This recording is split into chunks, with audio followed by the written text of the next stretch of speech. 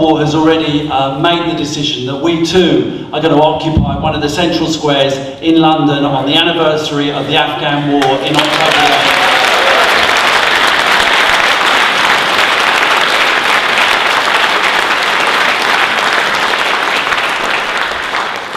Our next speaker is a representative of the British Muslim Initiative, which in its previous incarnation was one of the organisations that has been with us really from the very start of the campaign against the war in Iraq. And that alliance between the wider anti-war movement and the Muslim community has been absolutely crucial to the power and the influence and the impact of the anti-war movement. So please give a very warm welcome to Mohammed Kozbar from the British Muslim Initiative.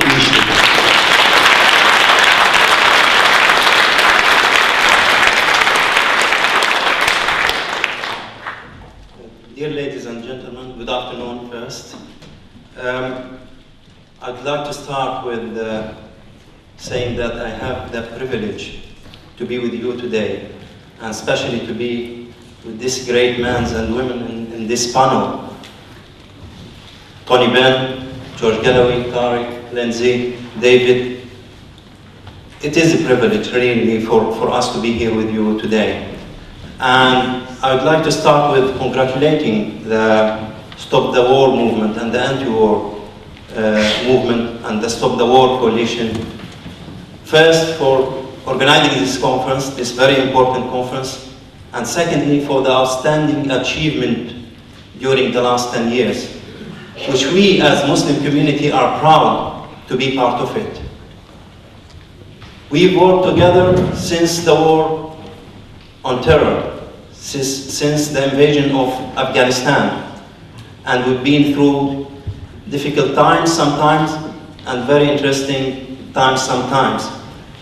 We, so-called Red and Green Coalition, work together, and not just only in Afghanistan, we work together in Iraq, in Palestine, and we just only moved forward to work on domestic issues like Islamophobia and racism, and we recently working on issues which so-called the Arab Spring. So this movement, this great movement, since 2001, if I remember, it was very hard time to, as a Muslim community, to find somebody to work with, and we really have seen the anti-war movement and the Stop the War coalition the best partners I ever seen, which we work together as a Muslim community. And what I can say that we work together in partnership first, and we work not because we are looking for our own interest, each party. We work on principles, and this is the success of this movement. I just want to say that 10 years on, and we still have no definition of the war on terror. Who's terrorist and who's not? What is terrorism? Nobody knows. Even the American, the British, they cannot define this so-called war on terror. And what about the terror acts of state? For example, Israel. Who's else? I don't think there is any other more example than Israel. The West just recently imposed a no-fly zone over Libya because they want to protect innocent people. This is what they said. We demand to impose a no-fly zone over Gaza to prevent the Israeli of killing thousands of Palestinians.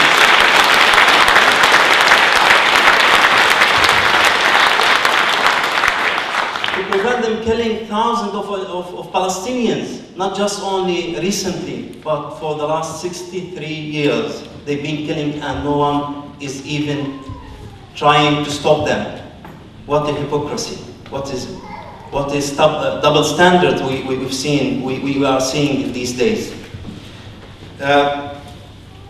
Just as well, I would like to say that Malcolm Rifkind, I believe the former foreign minister, he admitted just only a few weeks ago that the mission of the British and the American army in Afghanistan was not to change this country to democracy. This was not the main mission, or this was not the mission really.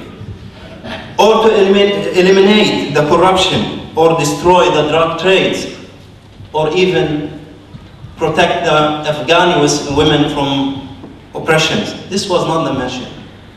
The mission, he said, was to eliminate the Al-Qaeda and Taliban from Afghanistan. This was the main mission for them. What's happened? What have we seen these days? Failure after failure for the last 10 years. Taliban became stronger in Afghanistan. And the most important thing is that the people of Afghanistan look to the Taliban as the real resistance against the occupation.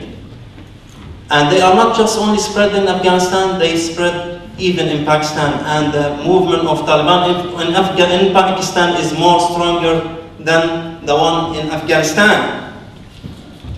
And Al-Qaeda is almost in every country in the Middle East. We've seen them in Iraq, we've seen them in Saudi Arabia, in Yemen, Algeria, Somalia, and other countries. And the problem is, that means that instabilities on these countries is spreading as well. And we've seen that recently in the Arab Spring and other countries. President Obama just was here a few weeks ago, and he said from London that struggles make us stronger. I'm afraid I have to agree with him, because yes, struggles make us stronger. But what does he mean by struggle? What is struggle is about? Did he mean that to go and killing innocent people in Afghanistan and Iraq? And by the way, today in Iraq, 6 members of Congress just called for President Obama and the American government to claim compensation from the Iraqi government for the war they waged in Iraq since 2003. What is this? What a ridiculous statement this. They want to claim compensation for the war they choose, nobody else, not the Iraqi people. So I don't know what struggle they are talking about. But what I can tell to Mr. Obama, if he would like to know what struggle is about, he should look to the Gazans, he should look to the children of Palestine to teach him a lesson what struggle is about.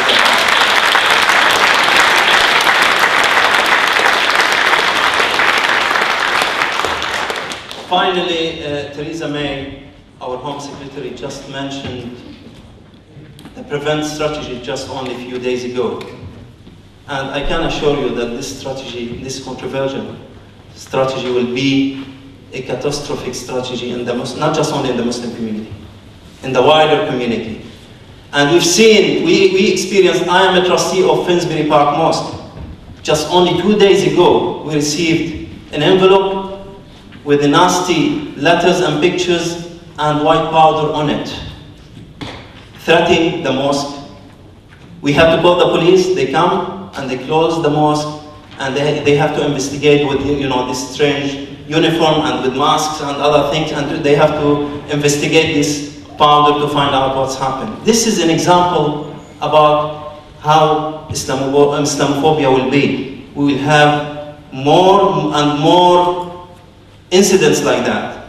And therefore, I would like to congratulate the Enough Coalition for their hard work they have in Islamophobia, when we organized as Muslim community and the Stop the War 2 Islamophobia conference, which the last one just only recently, a few weeks ago, and it was a real success. And we have to keep this motivation, we have to keep this momentum, work in domestic issues like this. It is very important to bring the communities together, Muslim community and the wider community together on these issues, and issues like Iraq, Afghanistan, Palestine, and the Arab Spring as well. Thank you very much for letting me talk today, and goodbye.